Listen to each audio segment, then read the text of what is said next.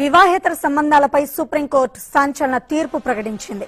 ఇష్టపూర్వకంగా కొనసాగే వివాహేతర సంబంధాలను నేరంగా పరిగణించలేమంటూ సుప్రీంకోర్టు సంచలన తీర్పు చెప్పింది. ఇష్టపూర్వక శృంగారాన్ని నేరంగా పరిగణించడం రాజ్యాంగ విరుద్దమని వెల్లడించింది.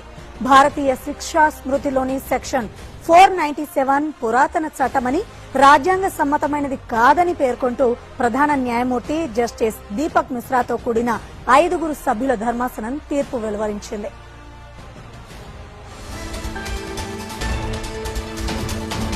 మహిళలను తోటి మనుషులుగా కాకుండా వస్తువులుగా పరిగణిస్తున్నారని ఈ సందర్భంగా కోర్టు వ్యాఖ్యానించింది.